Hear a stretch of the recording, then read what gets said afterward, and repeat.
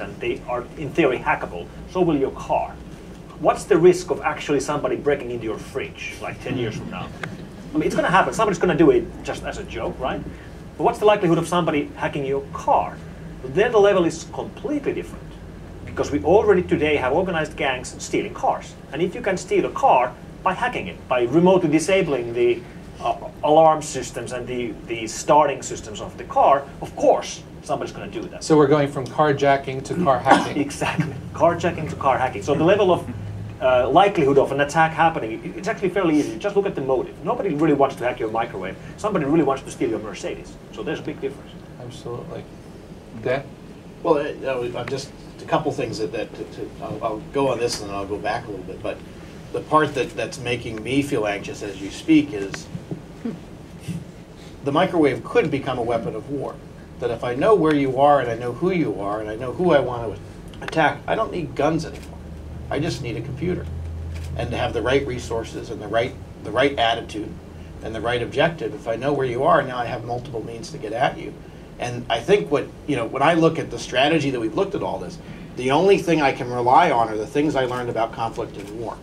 The way we behave in business in many ways now really emulates hostile conflict. And you look at conflict resolution, you have to get to motive, you have to know who the other side is. We do a tremendous amount of research on who we're dealing with so we can understand the predictability of what they're going to do. But if you roll this all forward, and I assume, Mr. Secretary, you guys looked at this when you're at Homeland Security, that in many ways the things that we own can be used against us. Well, that's right. The battlefield, if I can use that expression, is now, it's not a remote place, it's not an away game, it's not even in public space. It's on everybody's networks and devices. And then there are two other elements of what have actually made it more difficult to secure our data, whether it's online or offline, and that's what we do to ourselves. In other words, the mistakes people make. Facebook. People put out an enormous amount of personal information for the world to see. I know they believe they've perhaps adjusted the settings to limit that, but for bad guys, those adjustments are not meaningful. So if you think about the kind of research that can be done based on what you voluntarily put online, you're out of the house for 2 weeks. Hello, come burglarize me. But even beyond that, there was a website called pleaserobme.com, right, yeah, which would aggregate that data, and so burglars could Google houses by zip code and figure out where they should then go. Right, rob and then take that to, for example, when people have security that is based upon personal information, your mother's maiden name, and you've then got things online that allow people to research that. You're really undercutting your own security. So a big piece of how you manage enterprise security is being aware of what you are putting out there. Second thing, people in business used to think, okay, they're having issues at business, that's at the office. Now I'm home. Home is different. I'm safe at home. You're not safe at home. The people who are looking at you and researching and seeking entrance are going to look at what you do at home. They're going to look at, are you using devices at home or laptops at home? Are your family members putting things out on the internet that are going to reveal things about what your plans are, where you're going, where you're coming? That becomes an issue too. Last thing is, and I don't think they've done it at this conference, but I've been to any number of conferences where people get a thumb drive as part of the goodie bag. Mm-hmm. And I always say to people, like, what do you do with that? Now, I either throw it out or sometimes as a joke, I keep it on my desk. It's amazing how many people, when they see free thumb drive or they find it on the street and they actually did an experiment, they'll go, oh, wow, let me put it in my computer. And I've said to people, that's like I walk down the street and I see a piece of meat on the street and I eat it. It is as reckless to do that with a thumb drive as it is with a piece of food. So there's a culture change.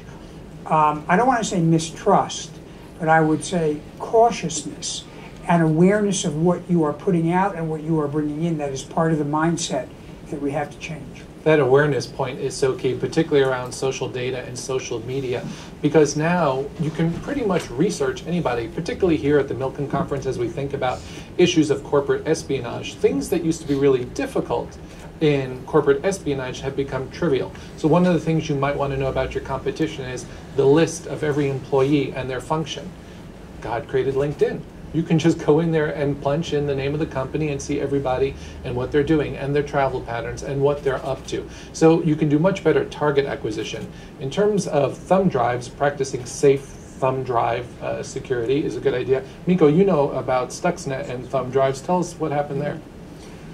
Well, Stuxnet continues to be actually the most complicated piece of malware we've ever seen. It's roughly 20 times larger than the average malware we see. We estimate it took probably around $10 million to create it in budget, so it's a completely different scale of anything we've seen. And one thing that people don't typically know about Stuxnet is that it doesn't spread over the internet at all.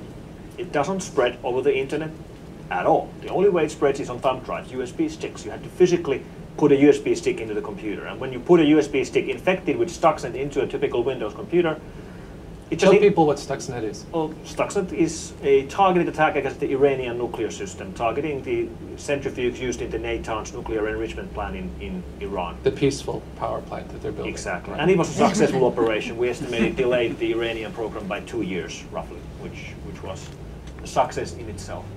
But the methodology, or the way it found its target is very simple. It just spreads as a worm. So naturally, as people use USB sticks and exchange data between computers and USB sticks, it just spreads everywhere until it eventually finds the right system which it was targeting, because it's a worm.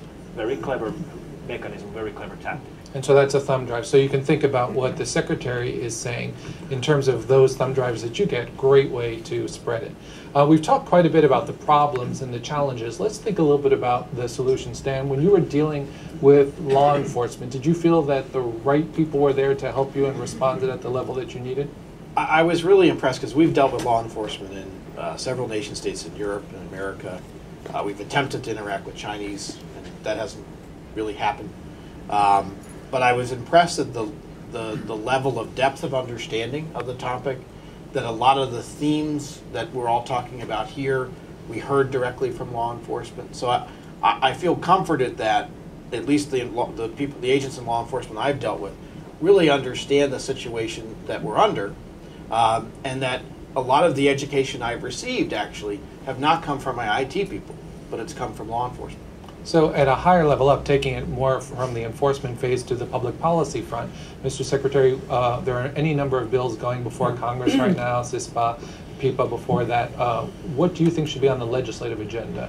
Well, I'm on record as having said I thought that the approach taken by the Lieberman, Collins, Rockefeller, Feinstein bill, which I think the administration largely kind of signed on to, is the right approach. It has a number of different features, but the two that I think are probably most important and most controversial are information sharing, really making the pathway for information sharing between the government and the private sector and among the private sector a lot more fluid.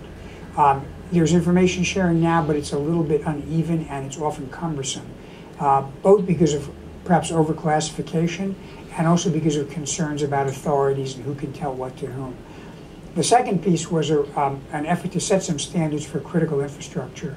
Not to micromanage or prescribe specific solutions, but to require or at least create an incentive for critical infrastructure to make sure that they are checking and raising their ability to protect themselves and manage the risk.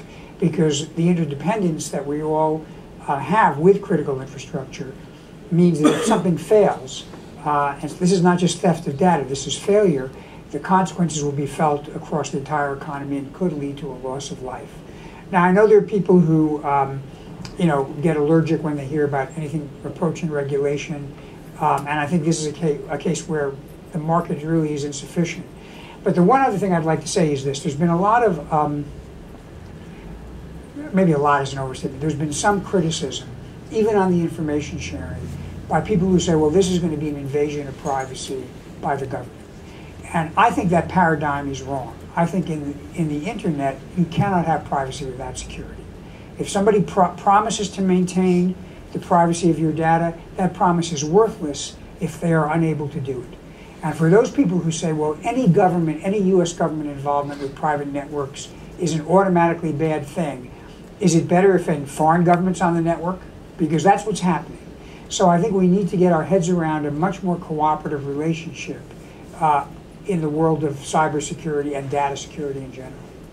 Very interesting point. Sean, from the law enforcement perspective, the law enforcement system is nation-based for the most part, with some minor exceptions. So the FBI does law enforcement in the United States, the Police Nationale do it in France.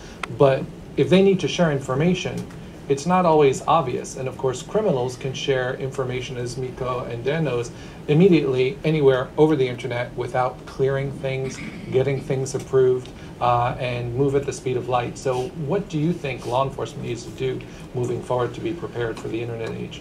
Well, I agree with the Secretary, first of all, about information sharing. It's really important for everybody to understand who the adversary is and what the depth and breadth of this threat is. So that's really critical. In terms of information sharing in the law enforcement environment at the international level, one of the things we did when I was at the Bureau was to actually physically place FBI agents into the national police agencies of a number of agencies or countries that have been focused on this threat. So there are FBI agents who are physically in the Estonian National Police, not at the embassy, but actually at the Estonian National Police, where they go to work every day and they sit side by side with their colleagues. And they're in Romania, and they're in the Netherlands, and they're in Ukraine. Some countries that some folks might not think that there'd be that partnership. The ability to sit and share information and intelligence about what the threats are, who the adversary is, and how do we mitigate that threat is absolutely tremendous. You can't underestimate or overestimate how valuable that is. It's really important to do that. Because this is a global issue. This is not a U.S. problem. This is a global problem. This really is a problem between people who are good, honest citizens of their community who are trying to do the right thing and be productive and be good people, versus people who are taking advantage and victimizing and exploiting the vulnerabilities that are inherent in the network. Absolutely. And as the Secretary pointed out, there was an interesting metaphor. You know, we use law enforcement, we use public policy, but we're all interconnected. So if something happens to your computer, it could affect your neighbors. Or if one of your employees has his kid at home downloading stuff on torrents and your work computer gets infected, it infects the corporation. So at some level, there's an enforcement role to be played, but then also there's sort of a public health epidemiology model that we could bring in for this. Miko, you were going to say? Quick reference to Ukraine, because it came up. The guy on the left here on the slide is Dmitry Golubov, Ukrainian, used to run a credit card theft ring in the Kyiv, the capital of Ukraine. And the interesting detail about Dmitry is that he is right now running for parliament in Ukraine. That's a great campaign poster. Yeah. He's tough with crime. Yeah. That's right. Parliament members in Ukraine are immune. They're above the law, can't be charged for anything. So maybe that's why. Of course, maybe he's a changed man. Maybe he wants to do his duty to his country. What do I know? And in other countries like Germany, you have the Pirate Party, and in Sweden as well, which are based upon, you know, sort of the anonymous zeitgeist. Dan, you were going to say? I was going to say that when we look at my story, I showed you the stock and where we are, because part of why I'm able to come out and talk about this now is that there is kind of a happy ending to it. So this was very raw, 8-9 months ago. But I won't say that they did us a favor, but they created an opportunity for us to rebuild our company in a very diverse way. So the good news in all this is I had a real challenge in our business. We had our largest customer had gone from nothing to number 1 in China in 3 years. They became number 2 in the world. They're now number 3 in China, number 7 in the world. So their business isn't doing so great anyhow.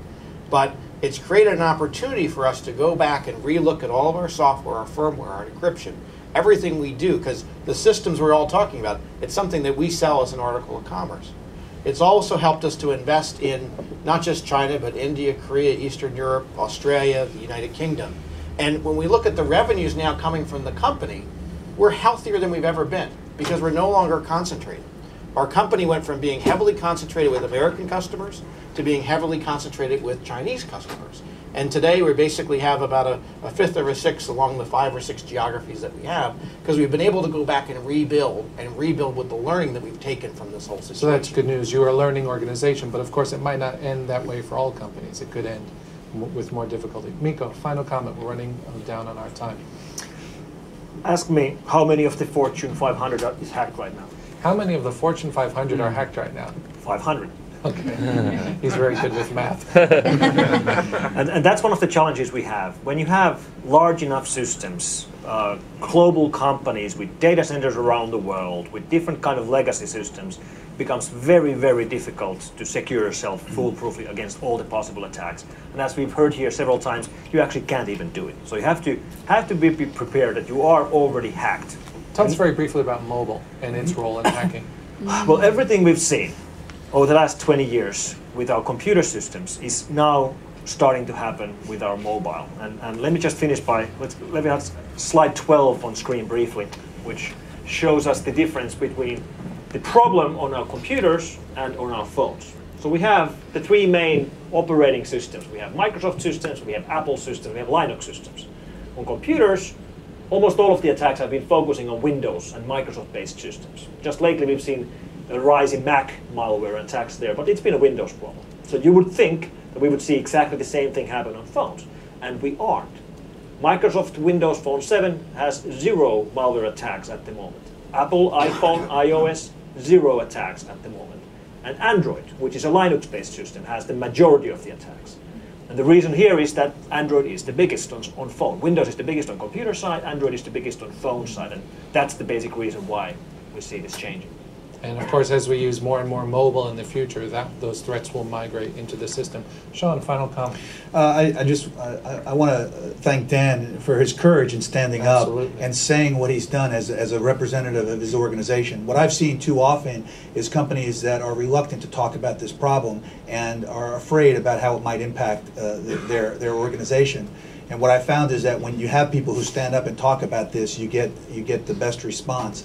I think it is incumbent, and we're in a business environment here, for every single leader of every organization, CEO, to stand up and say, what does this threat mean to my organization? People are looking at how does the dollar compare to the euro, and how does my marketing plant in Asia function? That's incumbent to their business. But this, the threat through cyber attack to their corporate sustainability and viability, is one of the most significant threats and risks that they face. And every single CEO needs to sit around with their C-suite, their senior leadership, and ask, what are we doing to solve this problem? And I commend Dan for standing up and doing that, because it takes a lot of courage. Absolutely, and I want to concur on that. That's been one of the biggest challenges in the past, is that people wouldn't come forward, and this is why the public health model is an interesting way to look at this. Unless we identify the people that have the issues and deal with it, it will spread.